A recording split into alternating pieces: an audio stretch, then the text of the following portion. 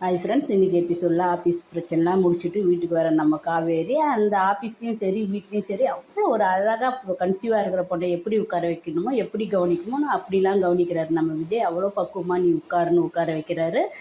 இங்கே தாத்தா பேசுகிறாரு, நாங்கள் பிரச்சனைலாம் முடிச்சிட்டோம், 6 மாதத்தில் ப்ராஜெக்ட் முடிச்சு கொடுத்துட்டோன்னு விஜய் சொன்னதும் சந்தோஷமானு சொன்னதும் பாப்பா எட்டி வடிக்குது. அந்த சந்தோஷத்தை தாத்தா தாத்தா நீங்கள் பேசுங்களேன்னு சொல்லிட்டு நம்ம காவேரி சந்தோஷப்படுறதும் அந்த இடத்துல நம்ம தாத்தா சந்தோஷப்படுறதும் உண்மையிலேயே நல்லா இருந்தது. இங்கே பாட்டிக்கு உடம்பு சரியில்லைன்ற விஷயமும் விஜய்க்கு தெரிய வருது. உடனே சிந்துக்கு போய் தேங்க்ஸ் சொல்கிறாங்க.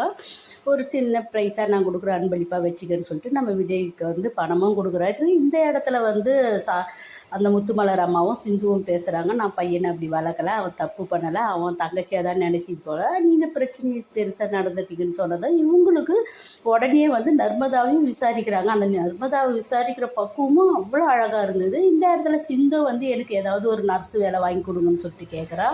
இங்கே நர்மதாவும் சொல்கிறா, அவர் அண்ணன் மேலே தப்பே இல்லை, நான் விழ பார்த்ததான் என்னை வந்து பிடிச்சாரு. அந்த இடத்துல குற்ற உணர்வோட விஜய் வந்து நம்ம அவசரப்பட்டுட்டே காவேரினா உடனே வந்து நம்ம காவேரியும் சொல்கிறா, இந்த பிரச்சனையை நீங்கள் பெருசாக்கலையே, வேறு ஆளு தானே பெருசாக்குனாங்க, நீங்கள் ஏன் வருத்தப்படுறீங்கன்னு சொல்லிட்டு வாக்கிங் போகிறாங்க. வாக்கிங் போகிற இடத்துல வந்து கிருஷ்ணா கிட்டே வந்து மன்னிப்பு கேட்குறாங்க. உண்மையிலே இது நல்ல விஷயம். 1000 தவறாக இருந்தாலும் நம்ம மேலே தவறுன்னு சொல்லவும் விஜய் மன்னிப்பு கேட்குறது ரொம்ப நல்லா இருந்தது. இந்த இடத்துலையே நடடி ஏண்டி உட்காந்துக்கிறேன்னு காவேரி கவனிக்கிற விதமும் கிருஷ்ணா இந்த இடத்துல பேசுகிற விதமும் நல்லா இருந்தது.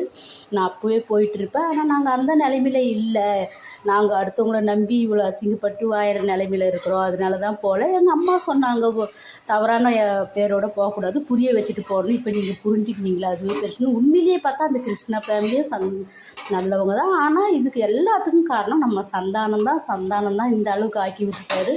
உண்மையிலே இன்றைக்கி எபிசோடு வந்து நிறைய புரிதல் இருந்தது. இந்த இடத்துல இவங்க நர்மதா கிட்ட விசாரிக்கிற விதமே அவ்வளோ அழகாக இருந்தது. ஏன்னா நீ உனக்கு சொல்லணும்னு தோணுன்னா சொல்லுன்னு சொல்லிட்டு காவேரி சொல்கிறவர்.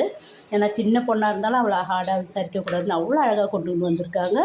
நர்மதாவும் சொல்கிறாங்க, அம்மா அந்த அண்ணா கிட்ட விளையாடினது தெரிஞ்சு திட்ட போகிறாங்கன்னாங்க, நான் மறைச்சிட்டேன், நீங்கள் தப்பாக புரிஞ்சுக்கின்னு அந்த அண்ணா கூட சண்டை போட்டீங்க. உண்மையிலே சின்ன பொண்ணாக இருந்தாலும் அவ்வளோ ஒரு தெளிவாக அழகாக அவருக்கு ஒரு கதையை கொண்டாந்துருக்காங்க. உண்மையிலே மகாநதி எபிசோட் நல்லா இருந்தது. அடுத்த எபிசோடில் பார்ப்போம். பாய் பாய்.